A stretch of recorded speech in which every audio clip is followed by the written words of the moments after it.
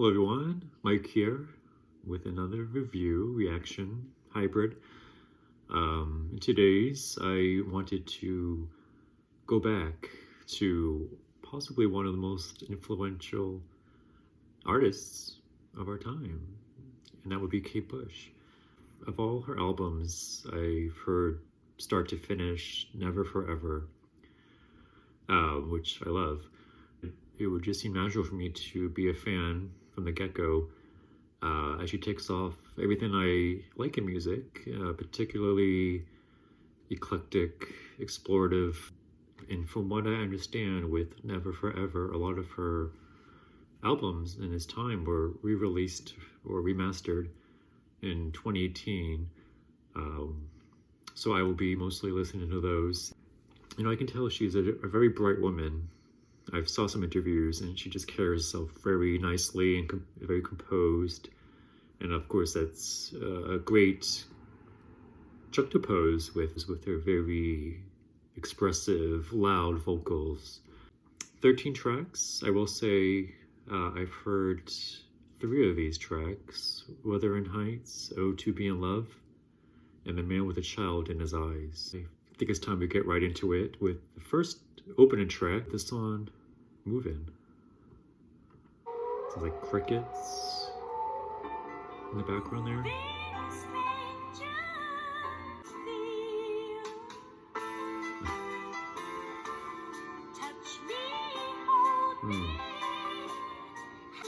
Ooh.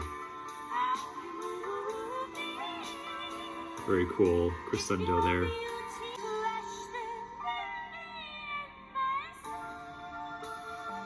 Ooh.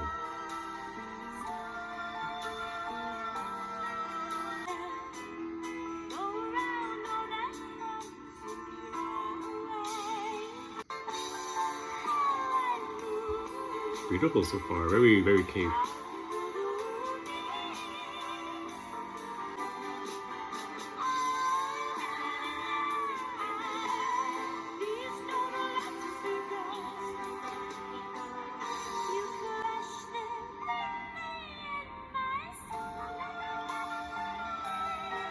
Crush the lily of my soul.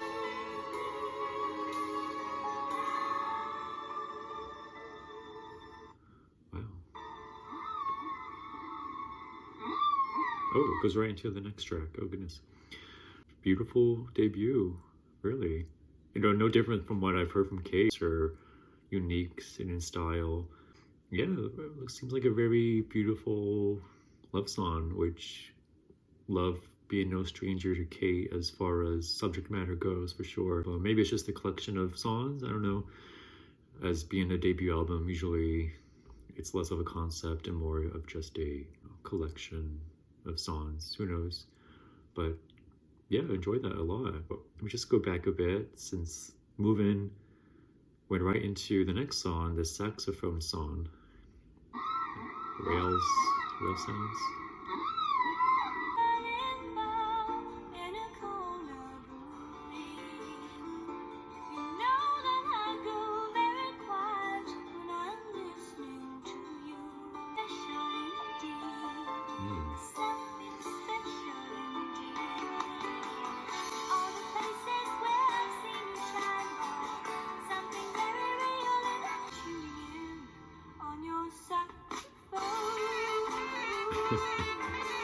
Alright, I was waiting for the sax a bit.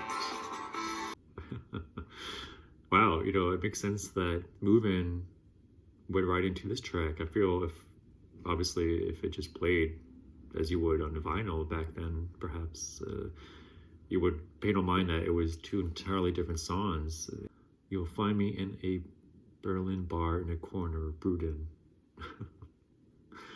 That paints a really nice image there.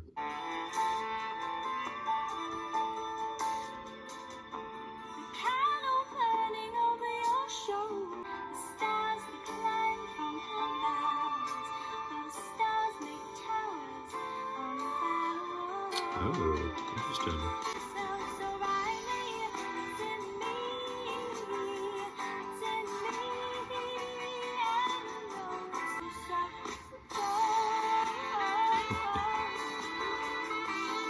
Pretty small chorus, but embellished a lot by the pre-chorus, which I like.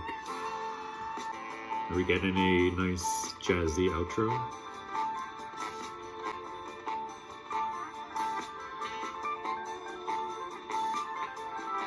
Huh. It sounds like something St. Vincent would do. Alright, classic fade out. That was fun. Wow, I gotta say, some really nice lyric writing here. I know Kate, of course, is a poet. Verses here. The candle burning over your shoulder is throwing shadows from your saxophone, a surly later in tremor. The stars that climb from her bowels, those stars make towers on vowels. Wow, very interesting. Who knows if Kate did a lot of traveling and exposed very early on to many musical tastes, and so maybe this is reminiscent of a past memory of hers, perhaps. When she writes a song and composes a song, it's always, she's the main character in a play. I know Kate's very theatrical. I know she doesn't perform live very much. Definitely that theatricality and that energy that I think really makes her timeless. So yeah, Moving and Saxophone Song. It could be about the same person, possibly the same one who later on, possibly made her tremor. The next song is Strange Phenomena.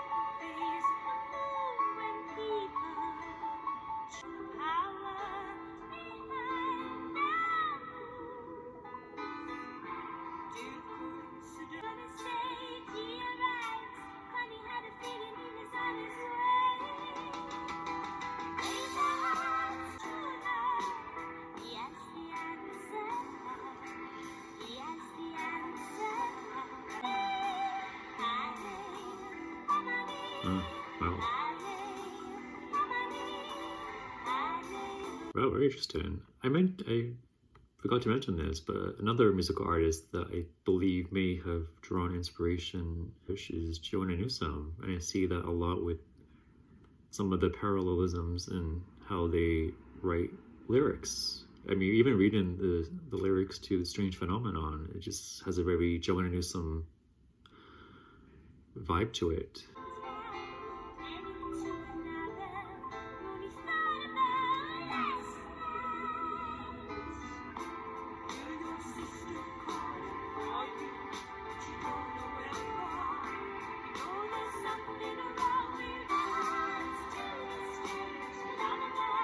I love this chorus.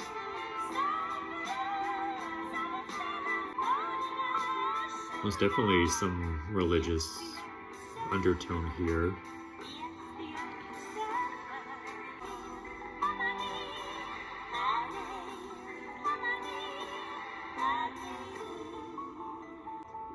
We got a little hymn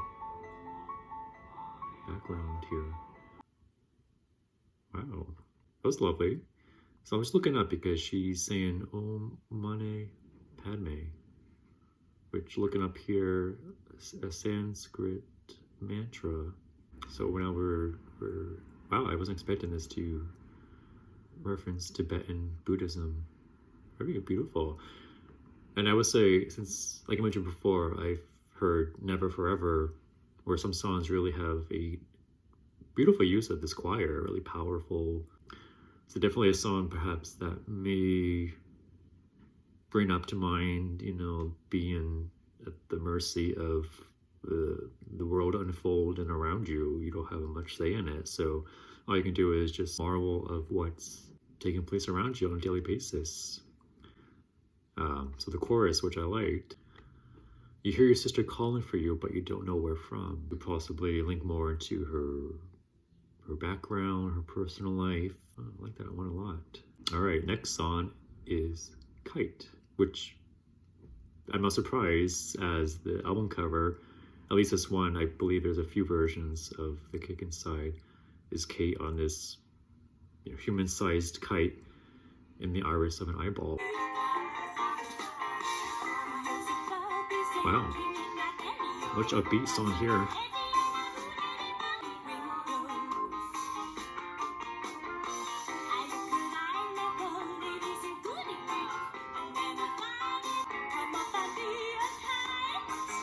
Wow, so already I think that is a huge visual reference to the album cover I just mentioned. A look at eye level, it isn't good enough, and then I find it out when I take a good look up. There's a hole in the sky with a big eyeball calling me.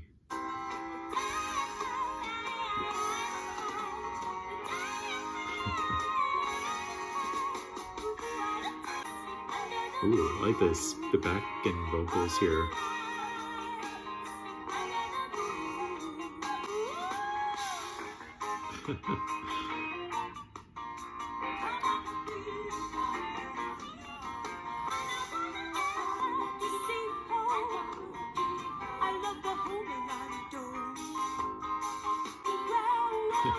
She wants to go back on the ground.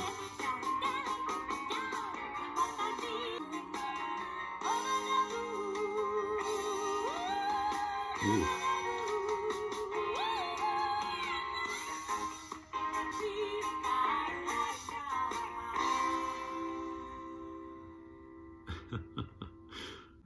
Very interesting. It's as if the focal point of being from below and again marveling at the unknown around you.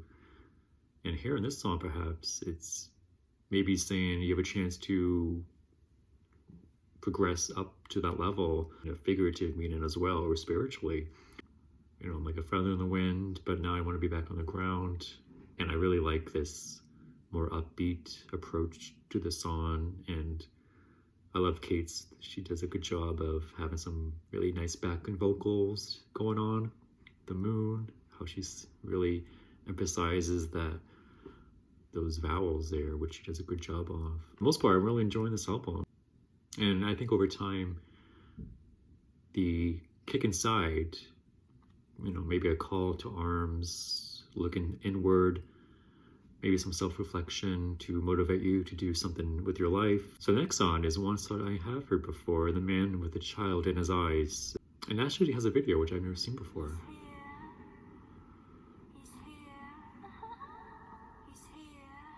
Okay, wow.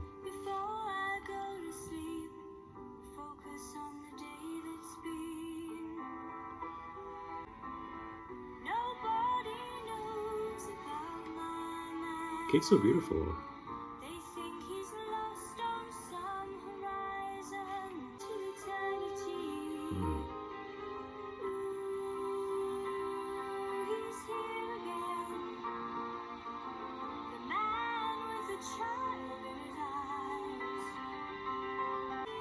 I love that instrumentation in the background.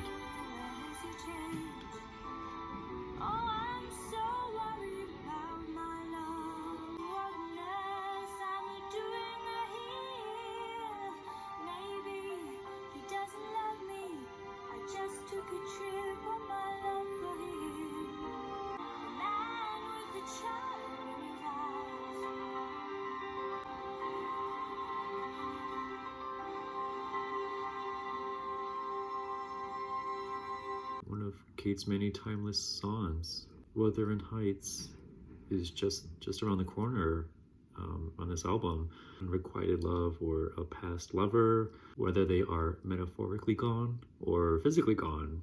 You know, Kate is also no stranger to war and death as much as love and happiness. So this duality she explores in her work and her poetry, you know, it's quite evident no matter which album you access. I understand Kate had been writing songs for many years before she became published.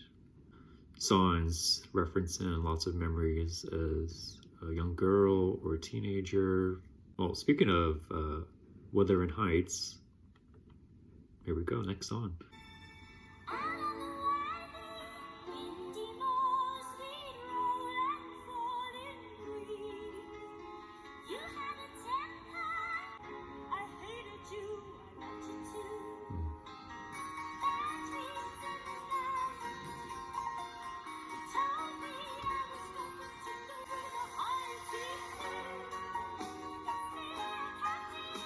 Undoubtedly one of her most classic, well-known songs.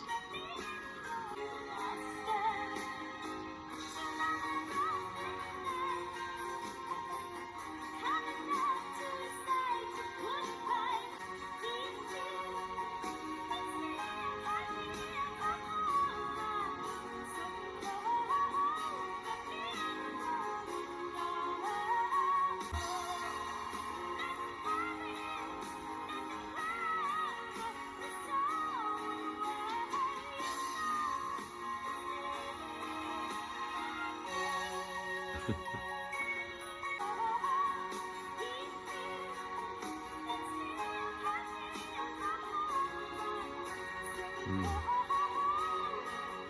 love this outro right here.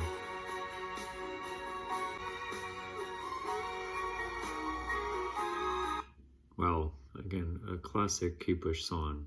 A different angle to some previous tracks where it seems like the recipient of her love was either not present for whatever reason. Here she is, had a chance to be with them, beckoning this lover of hers to let her in through a window. Again, maybe not so much of a literal window. Highlight again the theatricality of Kate. So she definitely employs dance. Again, it really encompasses the drama of a lot of these songs through movement and expression. So the next song is James and the Cold Gun.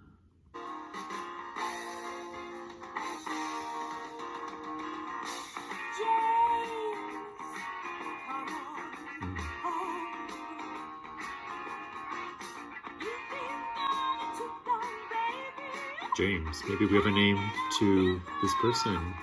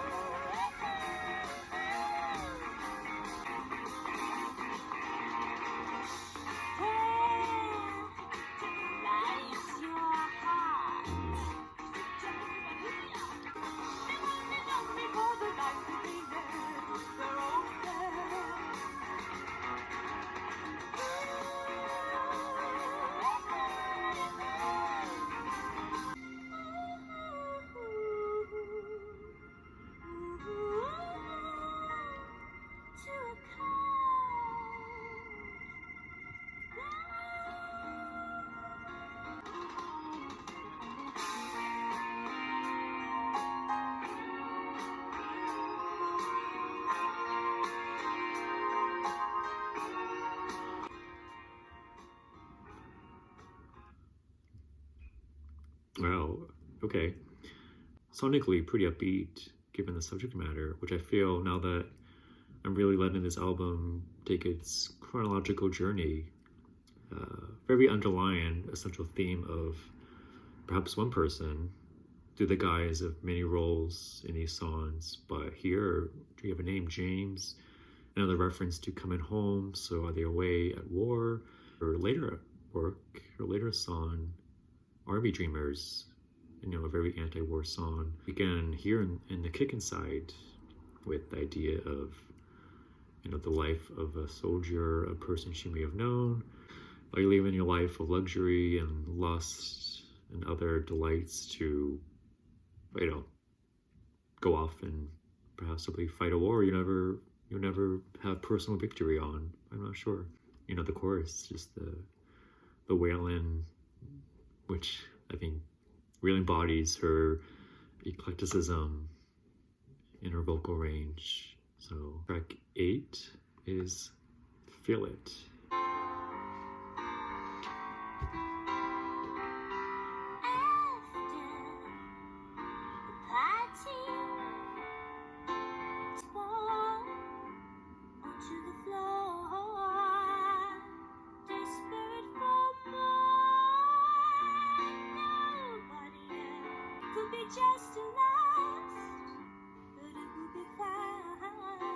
Okay, Be Just Lust.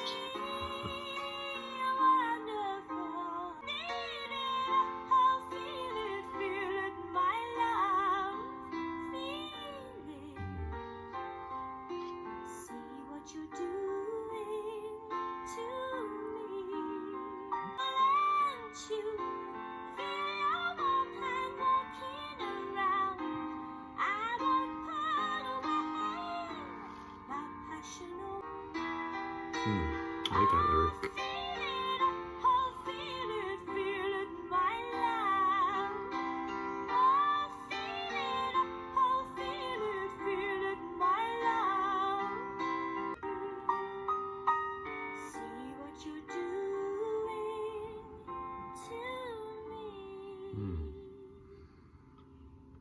Lovely. Now that I think more deeply and maybe contradicting to what I said earlier, where it was just a compilation of songs as a debut, or is there a concept to it? And I definitely am sensing a central theme of perhaps one sole person being of great romantic significance to Kate. These songs are really drawing parallels to one another for sure. Whether this love was it meant to be just short-lived, a quick night or two of passion, while we realize, this is only temporary and he has to go off for whatever purpose. And the fact that this song precedes Ode to Be in Love, which, funny enough, since I have heard, and even hearing this song and the lyrics, definitely a companion song, perhaps an autobiographical account of love to Kate as a young adult. Physical side as well, of course. You have the language of my stockings are on the floor, and I want more. A song of pleasure and lust, lovemaking, undoubtedly. And I feel as it leads to Ode to Be in Love. As the light hits you, as you shift along the floor, The next morning, perhaps? I find it hard to face my fate. You could have been everyone's dream. Why did you have to choose our moment? Why did you have to make me feel that? To be in love.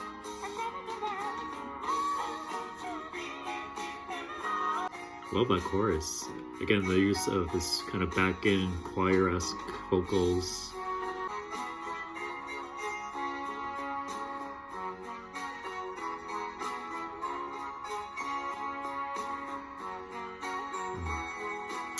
Very lovely little interlude here.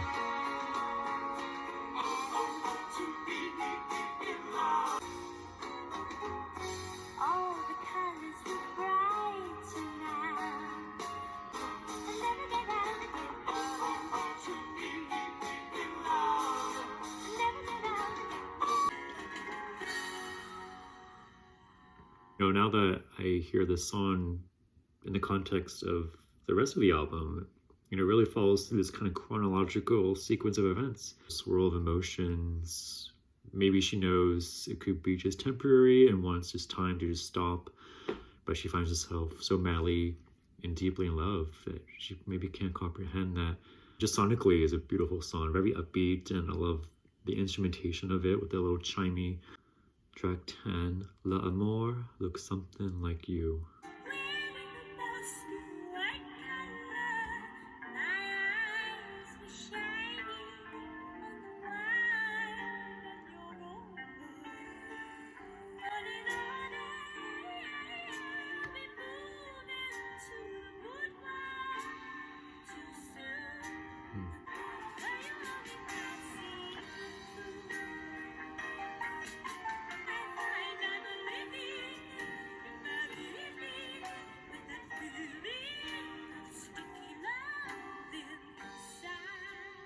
Sticky Love.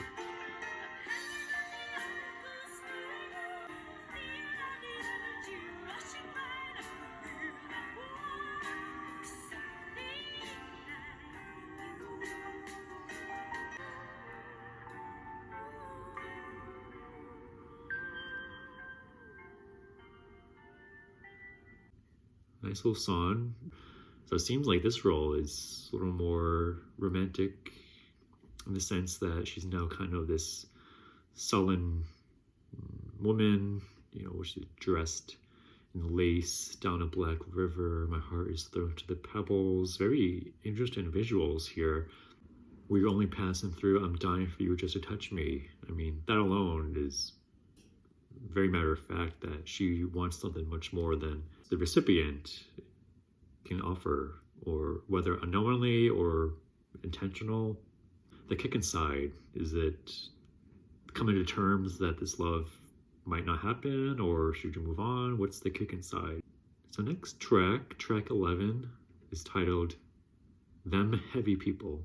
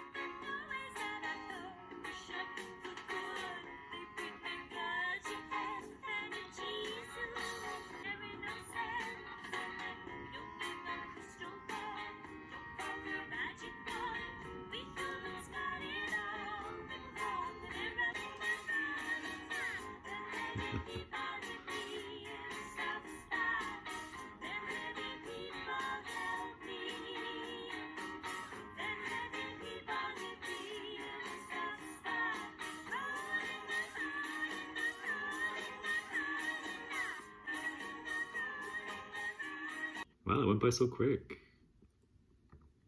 Okay, that was a good song, I gotta say. It really standing out to me. It seems lyrically, it's really now that the protagonist is coming to terms with, her passion, her lust, this fleeting love finally coming to a head, and she realizes, all right, I gotta move on.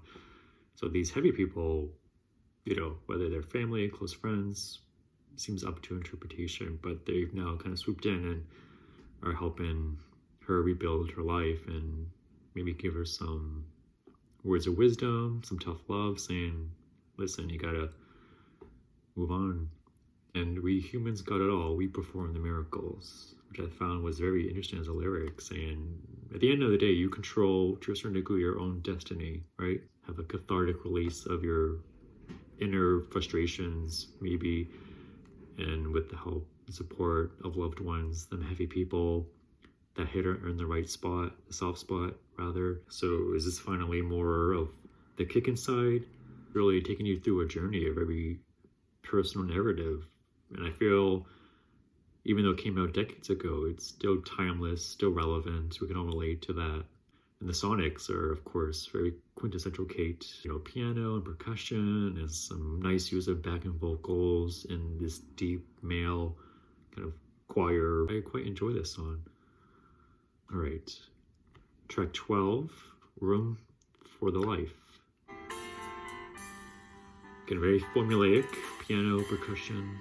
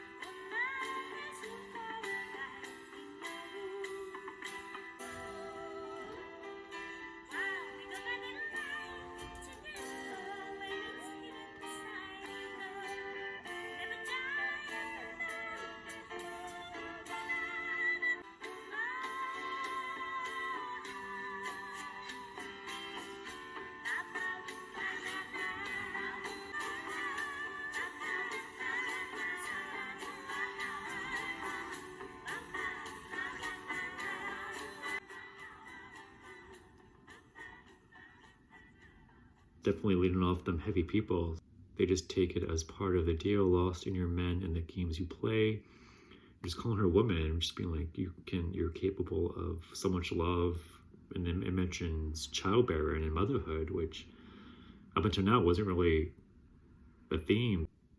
There's room for life in your womb, woman. Inside of you can be two women. Okay, I like the upbeat of the song. The outro is really cool. So it seems like now that we're reaching into the recovery of this person, is this a happy ending? Seems to be that way, or will there be a part 2? The title track, The Kick Inside.